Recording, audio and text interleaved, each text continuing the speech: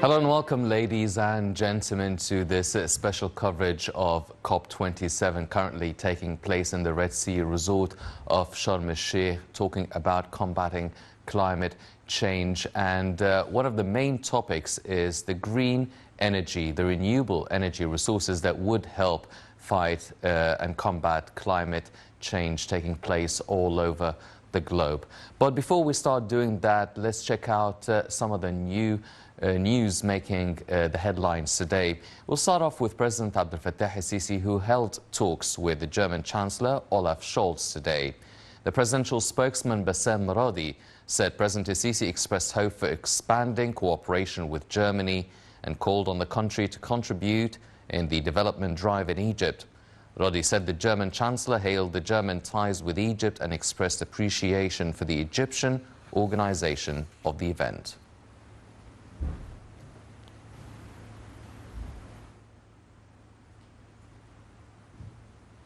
President Abdel Fattah el-Sisi took part today in a session dubbed The Future of Energy as part of the activities of the UN Climate Change Conference at Sharm el-Sheikh.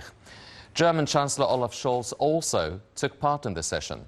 Addressing participants, el-Sisi said the session tackles an important issue, which is green hydrogen. He reviewed the challenges facing developing nations, including Egypt, in green energy production. el-Sisi said green hydrogen is the most significant element in the path towards a green economy. He also said that within the first response to the initiative, El Ain al-Sukhna station for green hydrogen was established in Egypt. el-Sisi said the developing nations' share of green hydrogen projects is no more than a double of projects. He unveiled a new initiative with Belgium, naming it as the Global Forum for Renewable Hydrogen. He said the ongoing dialogue must come out with more understanding of the magnitude of the action to counter the negative impact of climate change. el-Sisi said green hydrogen has become the most popular term in modern times, and that Egypt is one of the pioneer countries to utilize its resources and capabilities to become a center for green hydrogen production.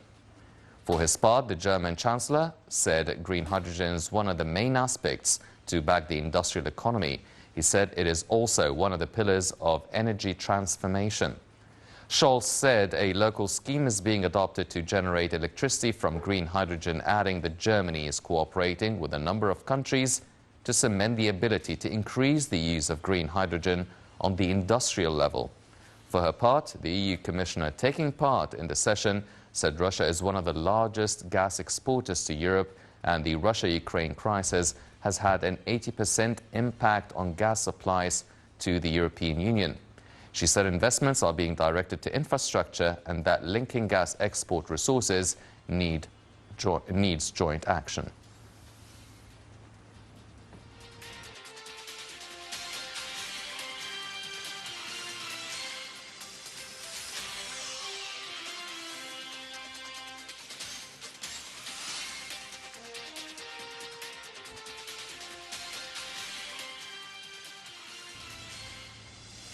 The UN Climate Conference, COP27, resumed its activities for the third consecutive day in the Red Sea resort of Sharm el-Sheikh, and the Climate Action Plan's Cyprus official reviewed the regional scheme for the Middle East Climate Initiative.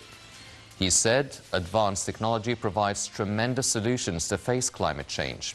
The day's activities also witnessed a speech by the Greek Prime Minister, who described the Climate Action Plan as comprehensive and expressed hope for more cooperation in the field of energy.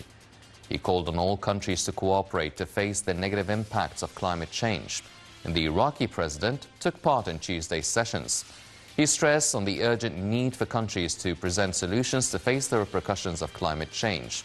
The Iraqi president further suggested solutions to decrease carbon emissions and global warming. He said one of the main contributors to climate change is industry. For his part, the Palestinian Prime Minister said Palestine is not the only country affected by climate change, adding that efforts must be intensified to reach solutions to the crisis. He said efforts by governments and peoples have a great impact on countering climate change.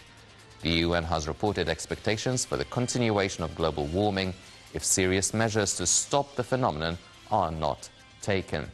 The Secretary General of the Union for the Mediterranean said serious measures must be taken to back initiatives to deal with climate change.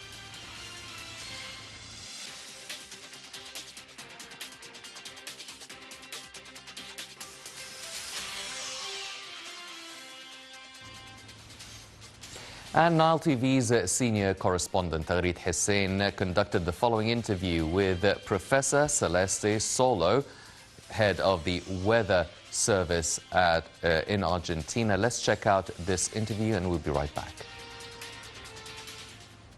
We still continue our activities here and our interviews on the sidelines of the roundtable discussions and the different sessions taking place here at Sharm el-Sheikh, Egypt, and at COP27. On the sidelines, we're really very much delighted and honored to have with us Professor Dr. Celeste Saulo, who is the head of the Weather Service Argentina. Thank you so much for joining us, Mrs. Saulo, and pleasure meeting you. Tell us more about the participation of Argentina at COP27. Okay, thank you very much first for inviting me to share my experience here at COP.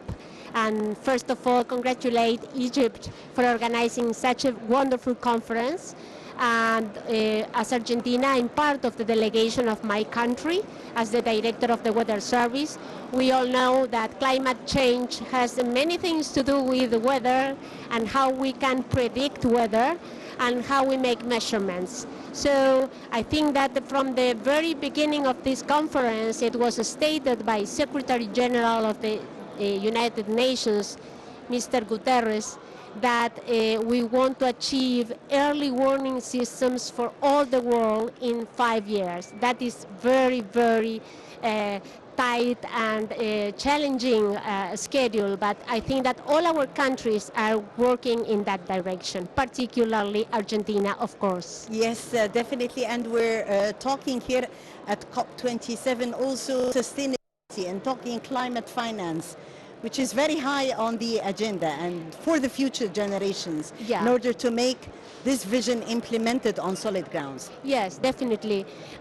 We as developing countries, something that we will share with Egypt is the role of funding agencies is crucial for us to achieve our goals. We all know that we are not, that we don't have such level of responsibility on what the climate looks like now, but we are the most vulnerable. So we need the funding agencies and all the organisms working in the same direction so that we have a more equitable approach to sustainability, and that is where my country is completely engaged, as yours. Yes. Dr. Saulo, talking about your participation in COP, is this the first COP or you've attended previous COPs? And in your opinion, how will COP27 in Egypt make a difference? Well, I think we've heard some key words like implementation. I think we are all waiting to our countries to succeed in implementing what the high levels of our countries are already discussing. I think we have to implement, and I would love having here a result telling us how we are going to implement and achieve our goal of not reaching more than 1.5 degrees of warming around the world. And also, of course, mitigating all the possible impacts that we will suffer because of this climate change. Yes, we're talking from vision to implementation. It's very important, as you've said, that we are talking implementation, because this is the key word, this is the magic word here at COP27, is making those projects happen. What we discuss here at the different roundtable discussions and more would be implemented on solid grounds. Talking sustainability, the challenges that are ahead, and how far can we move on through a sense of mechanism for the follow-up also after COP ends? Well, that's a very interesting question, because we have to move on. Our countries have to deal with their business.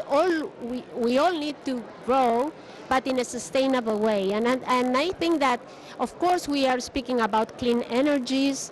We are speaking of the net zero, achieving net zero goal, but we need help to achieve that. And I think that it's something that we expect from the developed world to help us achieve that sustainability. And I'm completely sure that we, the developing world, are ready to work in that direction. Yes. Ms. Saulo, if we're talking about the peers from around the world, I guess you're the head of the weather service in Argentina, and here is also always at COP's golden opportunity to meet with peers around the world. What were the main key points of discussion in your our main meetings? points of discussion are this challenging objective of having all the world covered by early warning systems. You know that early warning systems are complex systems, because on the one hand you have the forecast that you need to prepare in advance, then you have the preparation, and then you have communication. And when you are an expert on communication, so when we speak about communication, we are speaking about different cultures, different understanding of the risk. So risk understanding is crucial as it is providing a good weather service, a good forecasting system, a good early warning, so that you can take effective action in advance. So that's what we are concerned about. The weather services around the world are very engaged in this initiative, because we have to provide better forecasts, but we need to communicate so that these better forecasts actually are effective for decision making. Yes, and from vision to implementation, this is definitely our motto here at COP27, and this is what we are working on. And talking the future implementation, climate change challenges vis-a-vis the weather services around the world. How is the equation? Well, the equation is that we need to strengthen the weather services, because we are key parts of this system. The weather services make measurements so that we can be aware of how the climate is changing. So we have to keep those measurements going, and we have to enrich these measurements. So we need very strong and very well supported weather services. This is one issue. And as I've said before, the early warning system. So we need infrastructure, shared infrastructure around the world, so that we can prepare with better forecasts, but then tailor this forecast into the very sensitive issues that each country has. It's not the same, let's say, a hazard for Egypt as it could be a hazard for Argentina, for example. Yes. The weather is completely different. So yeah. we have to work in a different direction, but working together. Mm-hmm. And this is something very unique of the World Meteorological Organization, the organization of United Nations that gather all the weather services and all the hydrological services, so that we can speak a common language and share good practices and share data and information. Yes, and maybe this is the mission actually here and the vision for COP, that with this sense of togetherness we work together for implementation for the coming generations. The youth are also hands-on. You've talked to us about communication, which is a key word here, because if you communicate well concerning the hazards of climate change, definitely this was going to have an impact.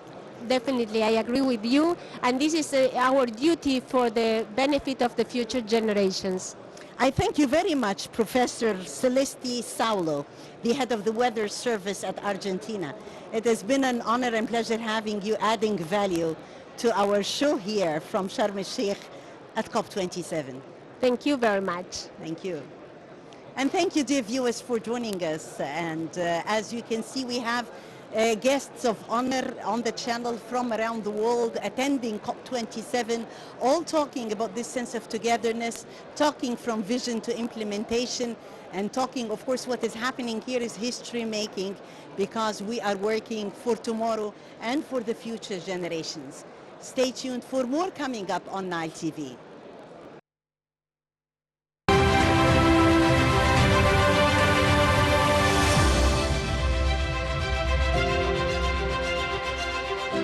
Welcome back, ladies and gentlemen. Obviously, the main topic that was discussed today at COP27 will be our topic tonight, which is green hydrogen. And we are joined here in the studio by Engineer Salah Hafez, the former head of the Environmental Affairs Agency. Engineer Hafez, thank you very much for joining us. Thank you.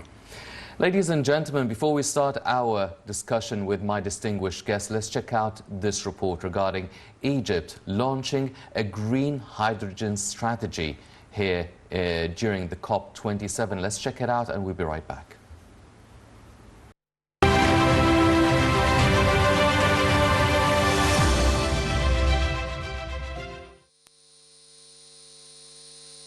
Egypt will announce its national strategy for green hydrogen production during the UN Climate Change Conference in Sharm el-Sheikh. Egypt's green hydrogen strategy, implemented in cooperation with the European Bank for Reconstruction and Development and the Arab Union for Sustainable Development and Environment, seeks to help Egypt contribute to 8% of the global hydrogen market.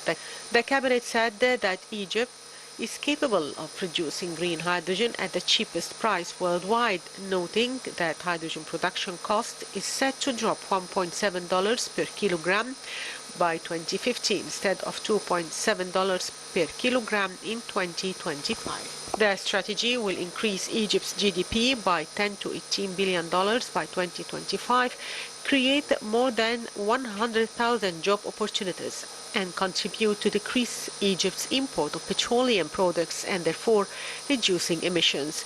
Egypt recently signed a number of MOUs on hydrogen and green ammonia production with international partners as part of efforts to attract foreign investments into green hydrogen production in order to become a transit route for clean energy to Europe. Late in August, the government has signed an MOU with Globelec and acts to UK-based companies specialized in renewable energy to develop green hydrogen. The project will be developed over 3 phases, totaling 3.6 gigawatts of electrolyzers and around 9 gigawatts of solar and wind power generation. Globelec seeks to produce 2 million tons of green hydrogen annually in Egypt. Egypt is also set to have its first green hydrogen plant with a 100 megawatt capacity in the Suez Canal economic zone at a cost of $5 billion as per an MOU signed with Norway's renewable energy solutions provider Scatec in March. The plant will have a production capacity of 1 million tons annually with a potential for an expansion to 3 million tons per year. The project, which is expected to start production in 2025, will mainly export green ammonia to European and Asian markets, according to a statement by Scatec on the 10th of March. Egypt has intensified its green initiatives ahead of COP27, with plans to boost its green investments to 50% of total public investments by 2024-2025, up from 40% currently.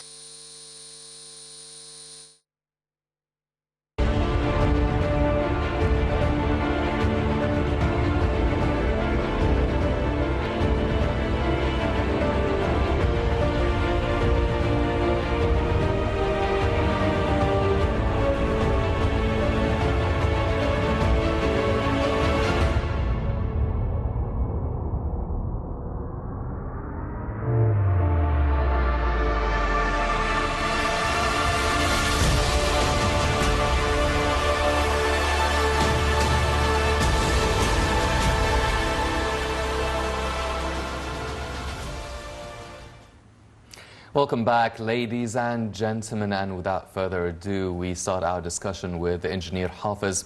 Now, sir, we've been meeting and talking about green hydrogen a few times here on the show, and now it's really getting all the spotlight today at COP27 as part of, or one of the renewable energy resources that the whole world is looking to turn to. Now, how is turning to green hydrogen going to affect climate change issues, especially that it hasn't been discovered overnight? I mean, the whole world knows about green hydrogen for a few years, but why is everybody focusing on it now extensively? Well, green hydrogen, of course, the hydrogen is not fuel. You have to put it in a fuel cell for it to capture oxygen and releases energy.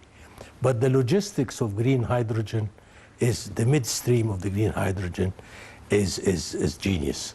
Because you're using renewable energy for green, use renewable energy to produce hydrogen. And then you put it in vessels, in tanks, and then move it. And then so you can put it in transportation for the first time.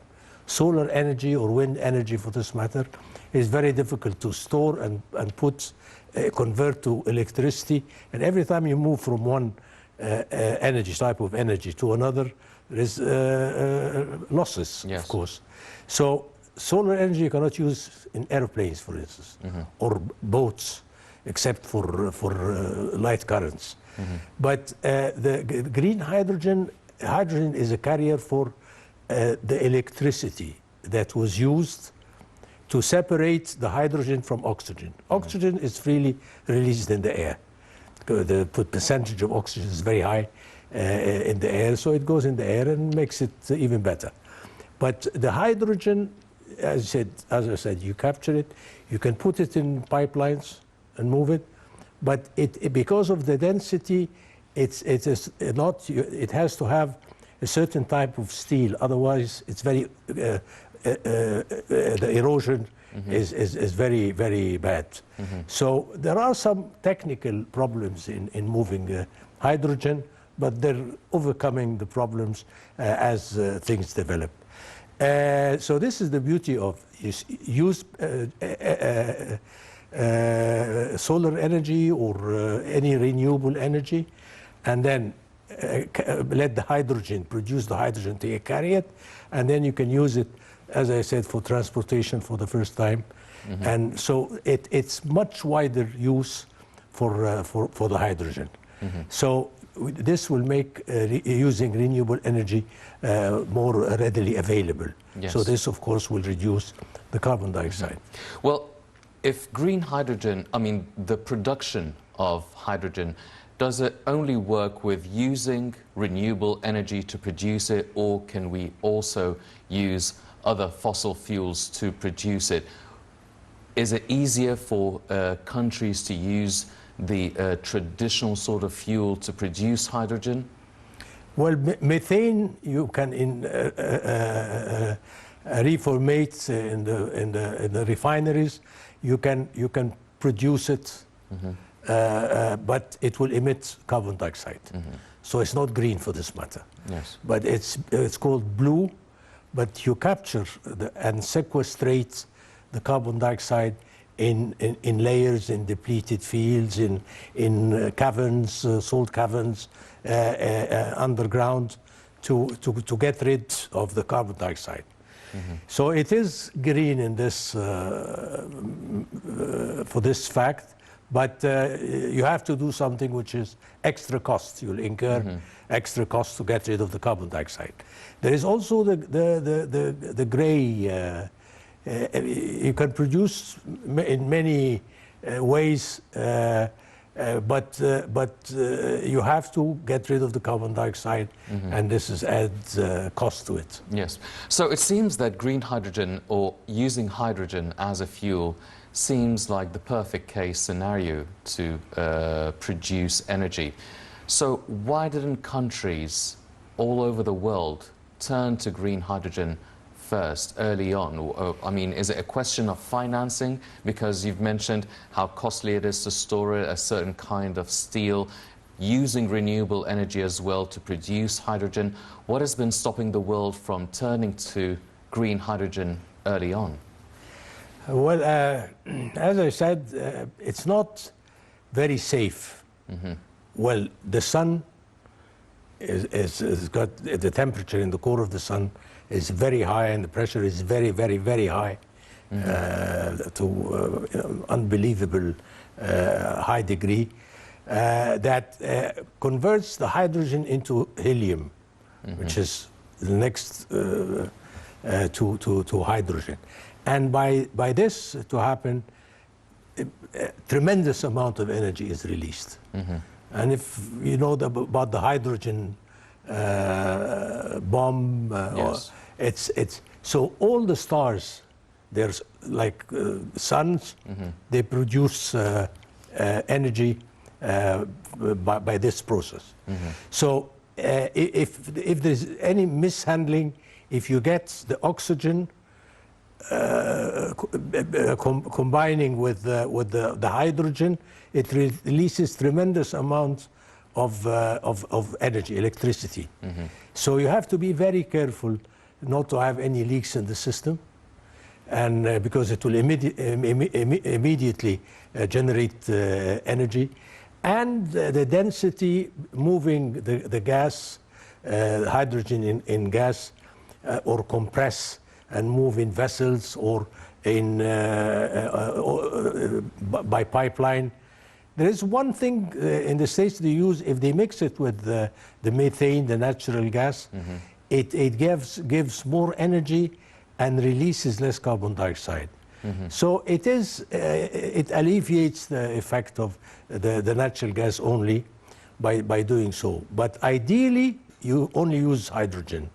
And in fuel cell, you produce H2O, which is vapor, and release electricity energy. So the midstream, as I said, is ideal.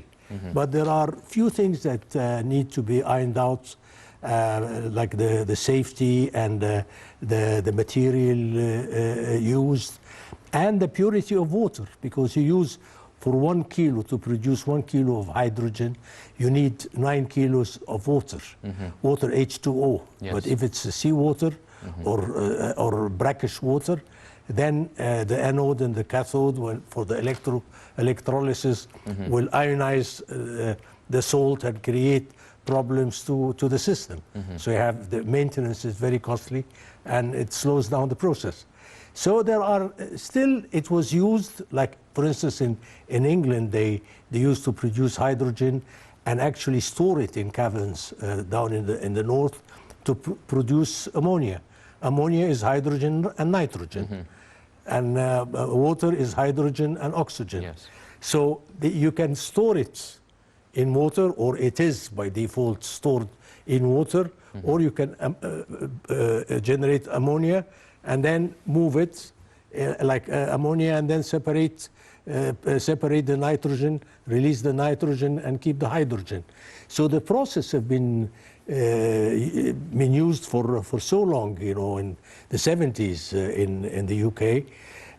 But because the problem is pressing now, because the best thing that the world developed in the last COPs, as it were, is to reach a net zero carbon. Yes. Net zero, now all the emissions of carbon dioxide, they are removed with sinks, available sinks like forests and greenery. They absorb the carbon dioxide because of the photosynthesis process, and the sea, the algae and the vegetation in the sea, Yes. they absorb. They call it sinks. So it does that to 50% of the emission. So we have to reduce the emission and improve the systems that remove the hydrogen. So the European Union and the States and Canada, and they pledged and promised that they will reach, because once you reach to a certain temperature above that of the industrial time in the 19th century, to say a degree and a half, then if you reach at that time, or most countries in the world reach a net zero carbon, then it will stabilize. Yes. So the amount emitted, because inevitably you'll keep emitting, you Yes. know. You cannot, zero emission is far-fetched. You cannot reach that before the end of the century. So it will take further, but you have to develop the system that can remove the carbon dioxide and then reach net zero carbon, as it were. So this trend has been developing quite rapidly, and China, for instance, they said they can reach that by 2060. So, but the world would like to not to exceed 1.5 degrees by 2050, and then stabilize the system of emission of carbon dioxide. Well, the President actually spoke today on the third day of the COP27, and he spoke about the hydrogen initiative and the hydrogen strategy in Egypt. Now, you've mentioned how costly it is. How can Egypt apply a sort of hydrogen strategy that will enable the country to produce, maybe store, maybe transfer hydrogen as a form of green energy? Which countries should we look for more expertise and know-how and more cooperation? Are we talking about Germany? Are we talking about Belgium, for instance? You spoke of England and maybe China and the US. Which country is well known for a developed process and a developed strategy for producing hydrogen that we can actually cooperate with and maybe find some sort of a middle ground, especially that Egypt as well is working on producing green ammonia, which is related to green hydrogen? Well, the northern countries in Europe is Norway and Belgium and Holland and Germany. You know, they're quite developed. In the States, of course, lots and lots of investment are being made now to produce hydrogen. They have all the technology available. But the technology, because it's high technology, it's not over-the-counter technology. So there are groups under COP and under IPCC that is especially made to develop and help spreading the technology and developing the funds to buy the patents. And so it is available, but progressing and developing all the time. Egypt, because of the energy hub that we've been talking about and working on and developing in the last decade or so, is ideal because of it's a gateway to Africa. And Africa, we're working very hard to decarbonize Africa.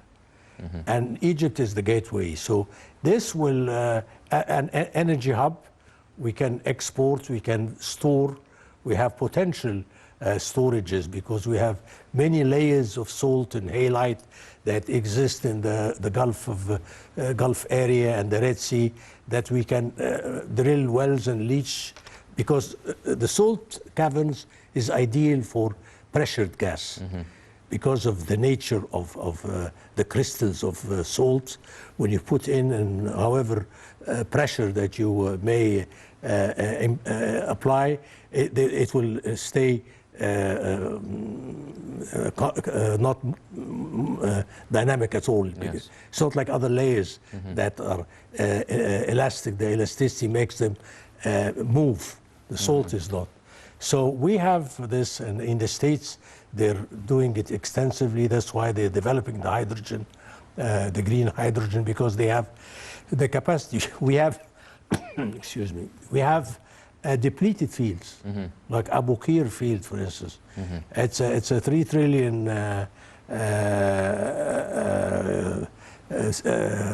cubic feet of reserves, and it's being depleted now. There's a big room that we can store hydrogen, green hydrogen, and also we can import carbon dioxide and make money out of it. We have the capacity. So the energy hub has got so many things that could be developed, and it will be helpful for the whole area, whether it be for exporting to Europe or to Africa, or generating hydrogen, or storage capabilities and pipelines.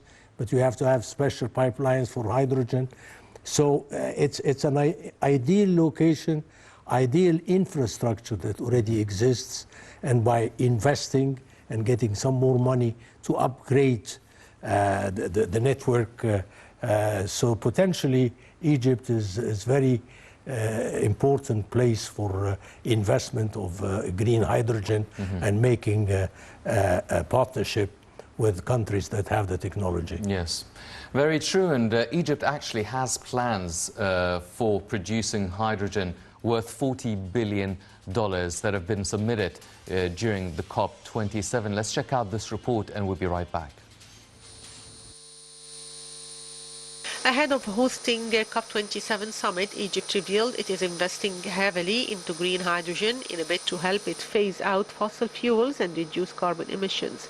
The National Committee, alongside the European Bank for Reconstruction and Development and other international partners, set up a pipeline for $40 billion in funding to accelerate development, announced shortly after it was selected as the first African host of the UN Climate Change Summit.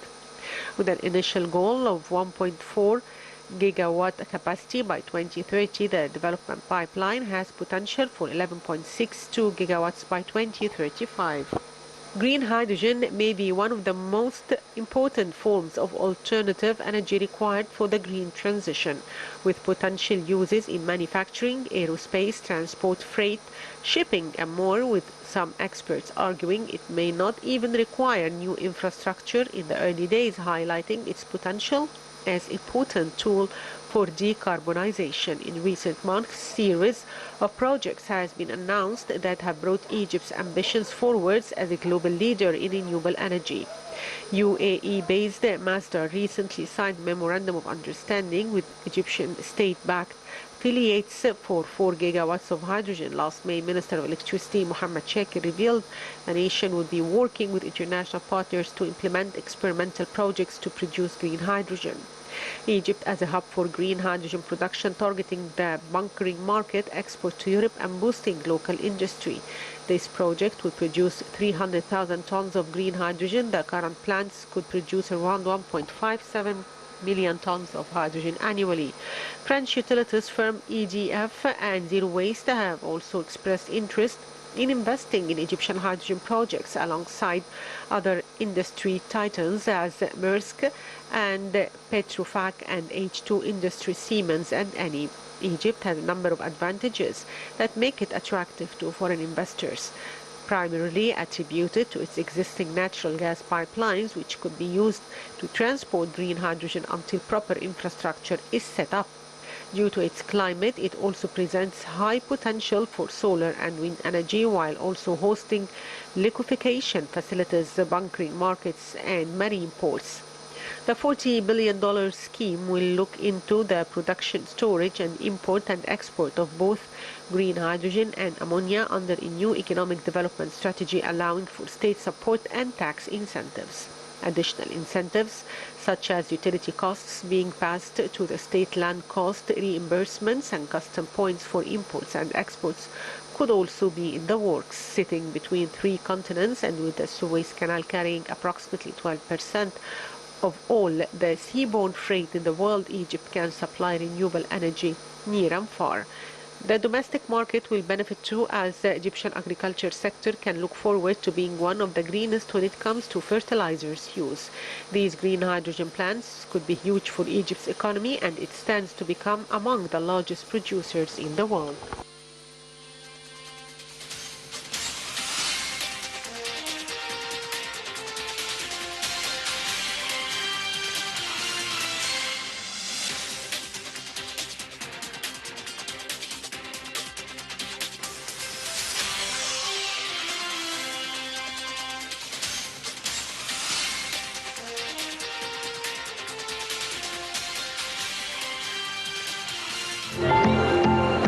نورتونا.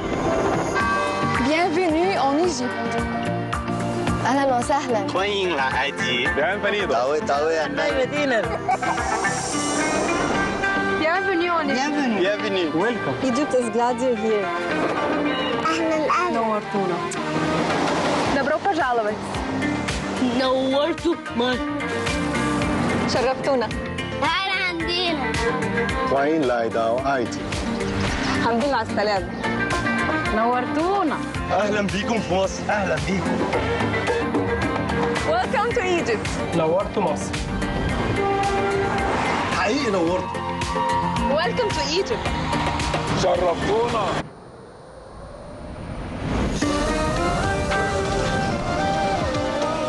اهلا بيكم في مصر. Welcome to Egypt.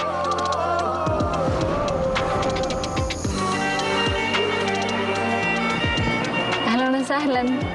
Benvenuta in Egitto. 欢迎来到 مرحبتين. Benvenuto in Egitto. Bienvenido a Egipto. L'Égypte vous accueille avec joie.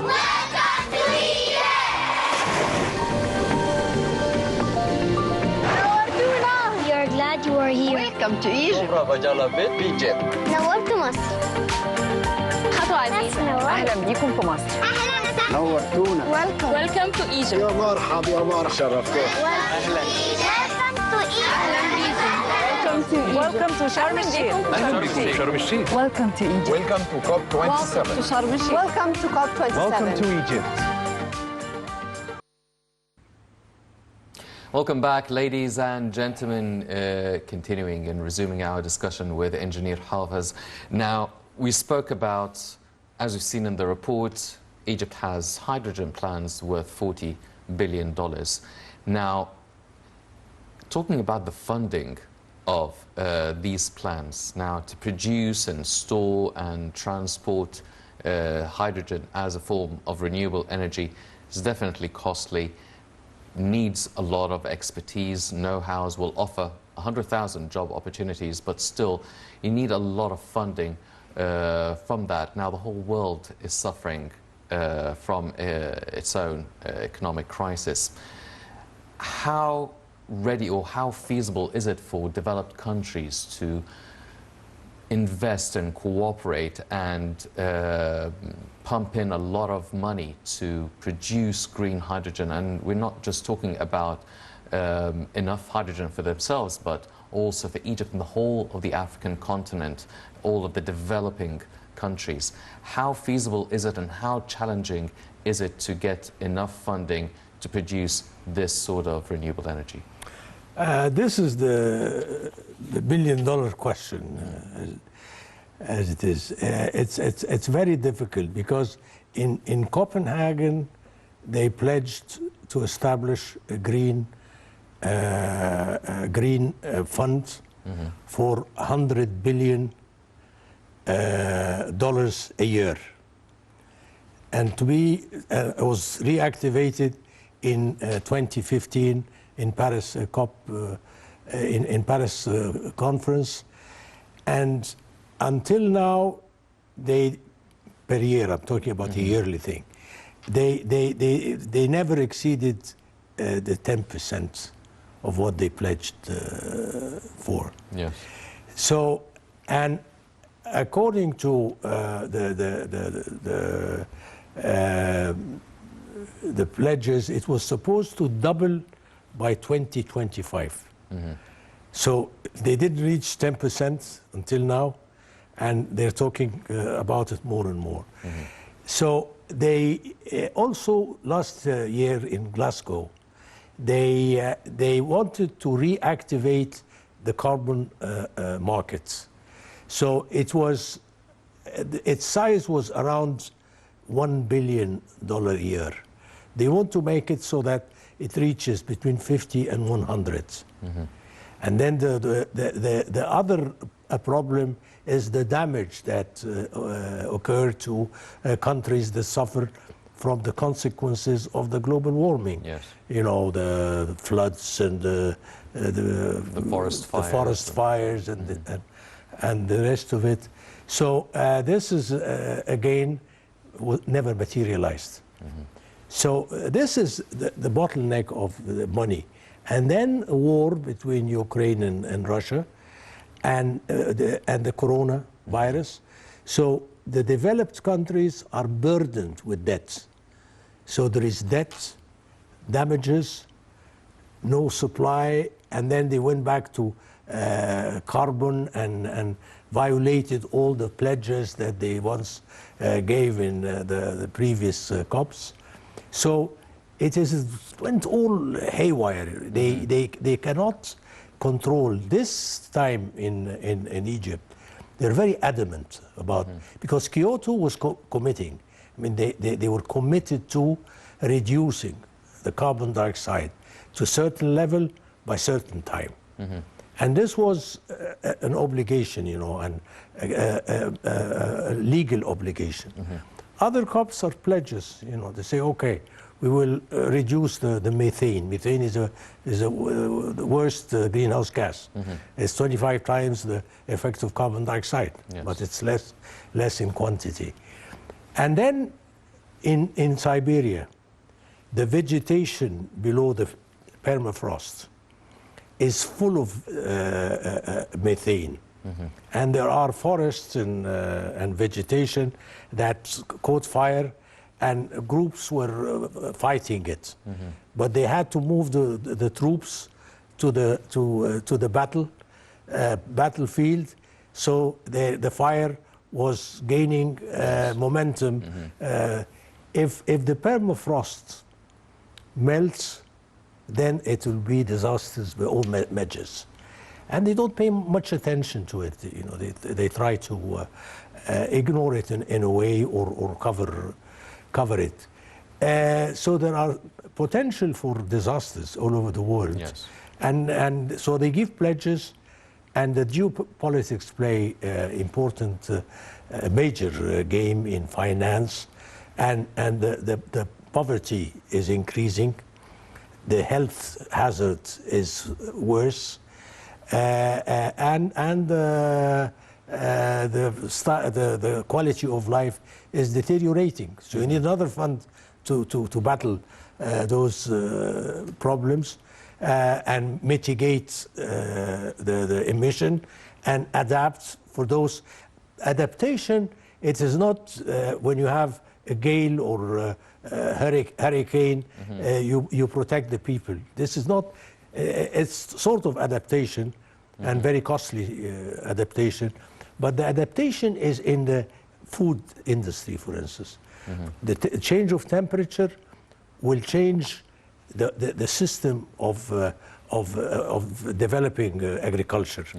So you have to introduce new technology, and you have to invest money to adapt to the changes that are inevitably occurring. So by adaptation, mitigation, compensation, to compensate countries, poor countries that suffered from the consequences of climate change, and to deal with corona and health hazards and problems like this. So, and then a war breaks out. So we are, this year COP is doing, so far, from what I've heard, they're adamant about introducing a committing system, whereby it will be more binding, as it were, not like the last COPs when they all gave pledges, but and let's hope for the best. Well, in 30 seconds, because we are running out of time, so is it more costly to actually adapt and transform the whole economy, the industries, the factories, the agriculture, using hydrogen as a fuel? Is it even more costly than producing the actual hydrogen?